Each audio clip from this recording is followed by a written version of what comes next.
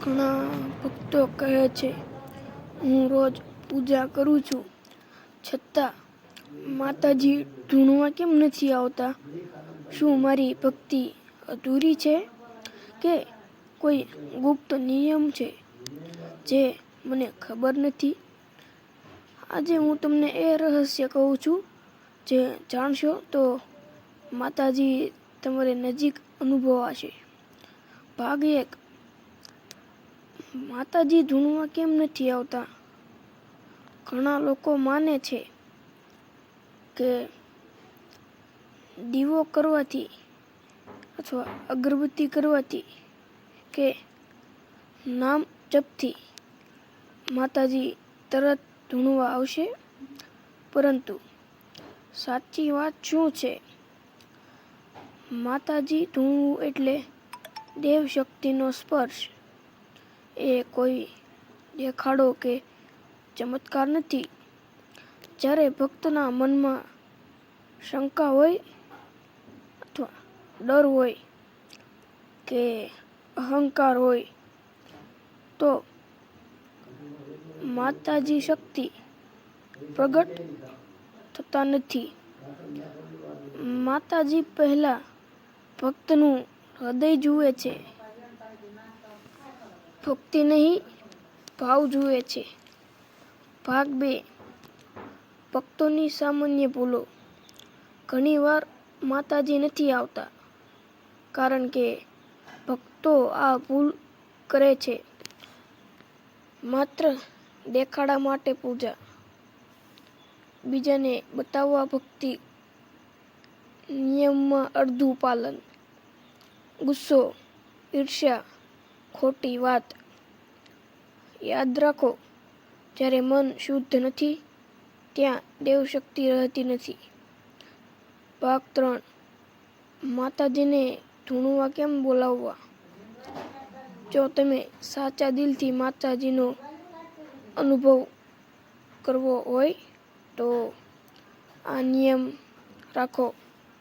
રોજ સ્નાન કરીને પૂજા કરો, શુદ્ધ ઘીનો દીવો કરો, 108 વાર નામ જપ કરો, કોઈનું ખરાબ ના વિચારો અને સૌથી મહત્વનું, માતાજીને પોતાની માં સમજીને વાત કરો. બોલો, માં, તમે આવો કે ના આવો, હું તમારો છું. આ શબ્દોમાં એટલો ભાવ હોય છે કે માતાજી જરૂર પ્રસન્ન થાય છે. ભાગ 4. મેલડી સિદ્ધ સાધના. સરળ રીતે. આ સાધના બહુ શક્તિશાળી છે માનવામાં આવે છે. દિવસ મંગળવાર અથવા શનિવાર. દીવો તિલ તેલનો, ફૂલ લાલ. જપ જય માતાજી 108 વાર. સમય રાત્રે શાંતિમાં 11 દિવસ સતત કરો. જો ભાવ સાચો હશે તો સ્વપ્નમાં સંકેત, મનમાં શાંતિ, અચાનક સુખ મળવા લાગે છે. ભાગ 5. સાચી નિશાની શું?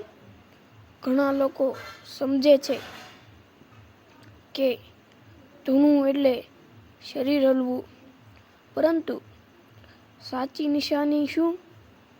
મન શાંત થઈ જાય, ડર દૂર થાય, અંદરથી શક્તિ અનુભવાય.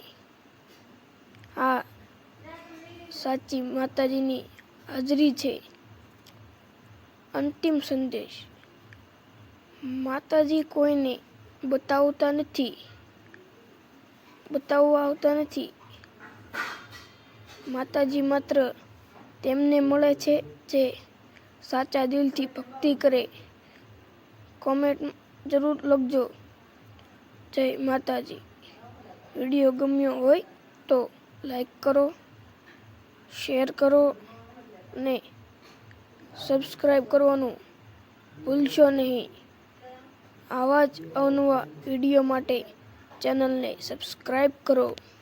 જય માતાજી મિત્રો.